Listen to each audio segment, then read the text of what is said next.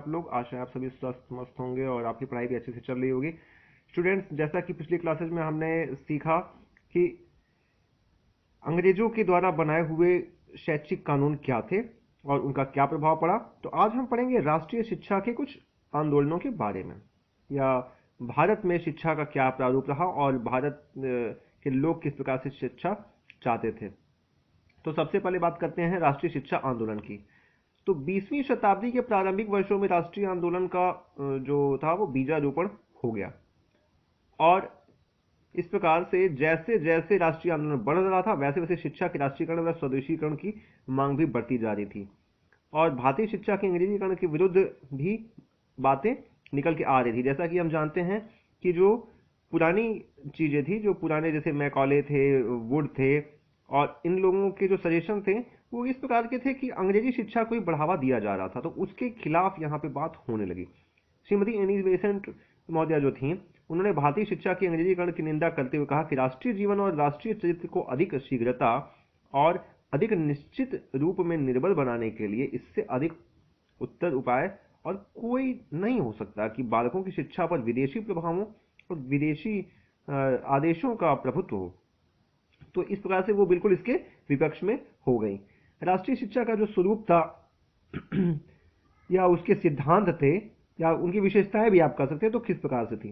जैसे भारतीय नियंत्रण होना चाहिए, तो इसमें बात कही गई क्या, इसमें इसकी विशेषता क्या हुई, या इसका जो स्वरूप कहा जाए, ये हो गया कि भारतीय नियंत्रण होना चाहिए।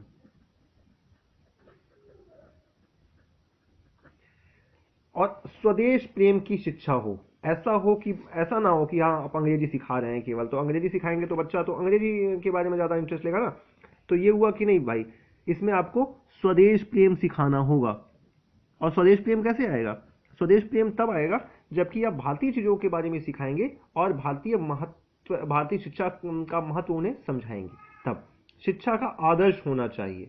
भारतीय शिक्षा को भक्ति, ज्ञान और नैतिकता के भारतीय आदर्श प्रस्तुत करने चाहिए, ना कि अंग्रेजी आदर्श।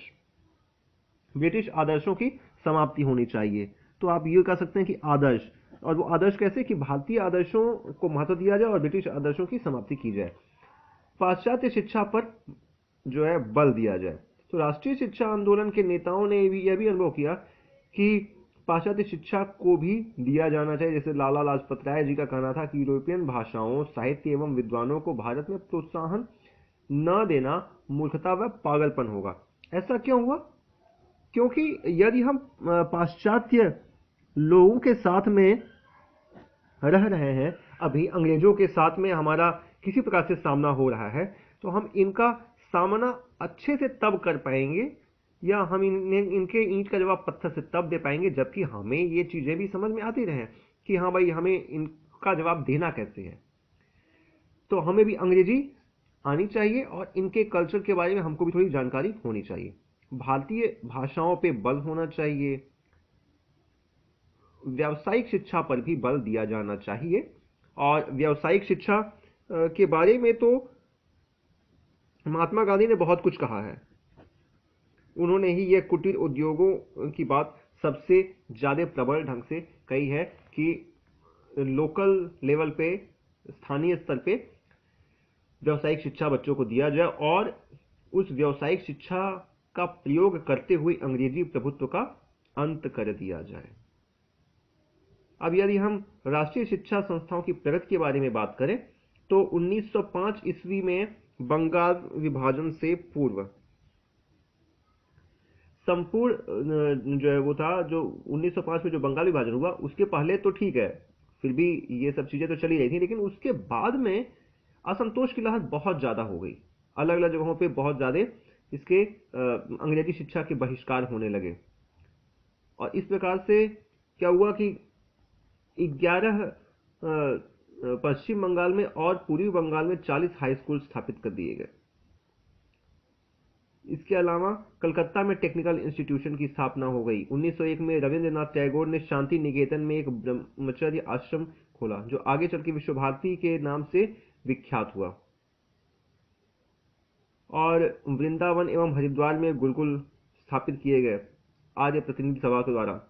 1906 में स्थापित मुस्लिम लीग की प्रेरणा से मुस्लिमों ने अपनी पृथक राष्ट्रीय शिक्षण संस्थाएं स्थापित की। सन 1910 और 11 में गोपाल कृष्ण गोखले ने प्राथमिक शिक्षा को निःशुल्क तथा अनिवार्य बनाने के लिए धारा सभा के समक्ष भी प्रस्ताव रख दिया। तो इस प्रकार से बहुत सारी इसकी चीजें ऐसी रहीं कि धीरे धीरे धीरे राष्ट्रीय शिक्षा संस्थाओं की प्रगति होने लगी और एक तरह से भारत में शैक्षिक क्रांति सी आ गई। अब इसी क्रम में यदि हम बात करें आगे तो एक महोदय आते हैं गोखले, गोपाल कृष्ण गोखले। तो गोखले साहब ने एक बिल दे दिया और इनका जो बिल था, इन्होंने क्या कहा था इसके बारे में, 1905 के आरंभ में भारतीय राष्ट्रीय आंदोलन का प्रसार संपूर्ण देश में हो गया। तो इनका जो प्रस्ताव था इसके बारे में ही गोखले साहब का, इन्होंने कहा कि केंद्रीय धारा सभा में एक प्रस्ताव रखा जाए और यह सभा सिफारिश करती है कि संपूर्ण देश के प्राथमिक शिक्षा को निःशुल्क एवं अनिवार्य बनाने की दिशा में कार्य आरंभ किया जाए। तो मुख्यतः आप ये कह सकते हैं कि गोखले साहब का ये कहना था कि जो प्राथमिक शिक्षा है, प्राथमिक शिक्षा निःशुल्क हो जाए।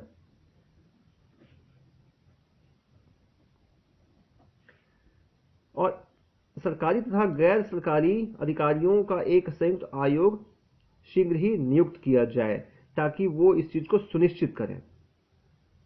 ये तो प्रस्ताव था। अब जो इसमें सुझाव दिए गए, इसमें सुझाव मेनली थे कि जिन क्षेत्रों में 33% बालक शिक्षा प्राप्त कर रहे हों उनमें से 6 से 10 वर्ष तक की आयु के बालकों के लिए निःशुल्क और अनिवार्य शिक्षा कर दी जाए। प्राथमिक शिक्षा का व्यय स्थानीय संस्थाएं और सरकार 1:2 के अनुपात में वहन करेंगे। प्राथमिक शिक्षा की देखरेख के लिए एक मंत्री की नियुक्ति की जाए। गजट में प्रतिवर्ष शिक्षा की प्रगति का स्पष्ट उल्लेख किया जाए और साथ ही साथ केंद्र में प्राथमिक शिक्षा के लिए एक पृथक विभाग की स्थापना भी कर दी जाए। लेकिन हुआ क्या कि उक्त प्रस्ताव के संबंध में सरकार ने गोखले को यह आश्वासन दिया कि आपके प्रस्ताव पे सहानुभूति पूर्वक विचार किया जाएगा। और इस तरह से क्या हुआ कि इस प्रस्ताव को वापस ले लिया गया। परिणाम इसका क्या हुआ? ब्रिटिश सरकार ने 1910 में केंद्र के अधीन एक शिक्षा विभाग स्थापित कर दिया और भारत में एक मंत्री की नियुक्ति भी कर दी। प्रतिवर्ष शिक्षा की प्रगति रिपोर्ट भी प्रकाशित की जाने लगी, परंतु सरकार ने प्राथमिक शिक्षा को निःशुल्क एवं अनिवार्य बनाने की दिशा में कुछ किया नहीं और इससे गोखले जी को बहुत दुख हुआ। तो गोखले जी का विधेयक आया 1911 में, क्योंकि 1910 में इसको निःशुल्क नहीं किया गया। तो गोखले साहब ने 1911 में कहा, 16 मार्च 1911 को, कि केंद्रीय सभा में अपना विधेयक प्रस्ताव पारित कर दिया और उसके साथ ही बोला गया कि इस विधेयक का उद्देश्य देश की प्राथमिक शिक्षा प्रणाली में अनिवार्यतः इस सिद्धांत को क्रमशः लागू करना है। ऐसा नहीं कि एक बार में कर दिया, लेकिन हाँ, कम से कम क्रमशः तो आप लागू कर ही सकते हैं। विधेयक से संबंधित कुछ सुझाव थे, जैसे प्राथमिक शिक्षा के व्यय के लिए स्थानीय परिषदें शिक्षा कर लगा सकती हैं। इन्होंने कुछ सजेशन दिए कि आखिर कैसे कैसे आप ये पैसे को मेंटेन करेंगे। तो स्थानीय स्तर पे परिषदें शिक्षा कर लगा सकती हैं। स्थानीय परिषदें सरकार की पूर्व स्वीकृति लेकर के इस अधिनियम को लागू कर सकती हैं। स्थानीय परिषदें जिन पर अधिनियम को क्रियान्वित करने का दायित्व होगा, अपने अधीनस्थ संपूर्ण क्षेत्र में या क्षेत्र के किसी विशिष्ट भाग में अधिनियम को क्रियान्वित करने के लिए स्वतंत्र होंगी। कुछ समयोपरांत बालिकाओं के लिए भी प्राथमिक शिक्षा अनिवार्य कर दी जाए। उन बालकों से शिक्षा शुल्क न लिया जाए जिनके अभिभावकों की मासिक आयु 10 जिनकी भी मासिक आय 10 रुपए से कम हो। अब इस प्रकार से यदि हम देखते हैं तो विधेयक पे फिर चर्चा होने लगी और विधेयक पे जो चर्चा दी गई, चर्चा जो हुई, उसमें कुछ तर्क दिए गए कि देश की जनता की ओर से कभी ऐसी शिक्षा की मांग नहीं की गई, इसलिए प्राथमिक शिक्षा की अनिवार्यता का कोई प्रश्न ही नहीं उठता है और देश की जनता की ओर से कभी ऐसी शिक्षा की मांग नहीं की गई, इसलिए प्राथमिक शिक्षा की अनिवार्यता का भी कोई प्रश्न नहीं उठता है। तो इस प्रकार की बातें वहां से निकल के आई।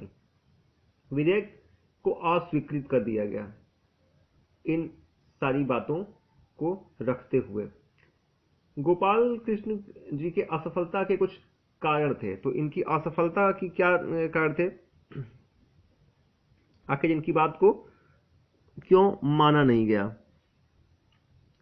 गोखले जी की असफलता का मुख्य कारण जो था वो लॉर्ड कर्जन की शिक्षा नीति थी। कर्जन शिक्षा में गुणात्मक सुधार करने के पक्ष में था, किंतु गोखले संख्यात्मक दृष्टि से शिक्षा का प्रचार और प्रसार चाहते थे। उनका विचार था कि गुणात्मक सुधार इंग्लैंड की शिक्षा के लिए उपयोगी एवं आवश्यक हो सकता है, क्योंकि वहां संख्यात्मक विकास पूर्ण हो चुका है। इसके विपरीत भारत में निरक्षरता का साम्राज्य और साक्षरता का प्रतिशत मात्र 6 है। अतः शिक्षा का संख्यात्मक विकास को प्राथमिकता मिलनी चाहिए ताकि निरक्षरता का उन्मूलन हो सके। शिक्षा नीति पे जो प्रभाव पड़ा इसका वो क्या था, तो इसका इनके जो सजेशंस थे उनका प्रभाव क्या हुआ। एट लास्ट सरकार ने प्राथमिक शिक्षा के प्रसार के लिए आश्वासन दिया और इसके लिए 50 लाख रुपए आवर्तक और 84 लाख रुपए अनावर्तक अनुदान स्वीकृत किया। प्रांतीय सरकारें जनसाधारण की शिक्षा के लिए विशेष ध्यान देने लगी। 1919 में पंजाब, संयुक्त प्रांत और बिहार, बंगाल, उड़ीसा आदि में अनिवार्य प्राथमिक शिक्षा अधिनियम बनाए गए। 1920 में मद्रास, बंबई और मध्य प्रदेश में अनिवार्य प्राथमिक शिक्षा अधिनियम बना दिए गए। इस प्रकार से कई जगहों पे इसके संबंध में कार्य किए जाने लगे। तो यूं कह सकते हैं कि गोपाल कृष्ण गोखले जी का इसमें बहुत अच्छा खासा इसमें इम्पैक्ट देखने को मिला। तो स्टूडेंट्स, यदि आपको कोई भी समस्या होती है तो कृपया आप कमेंट बॉक्स में बता सकते हैं और बाकी पढ़ते रहें, मस्त रहें। फिर मिलते हैं, धन्यवाद।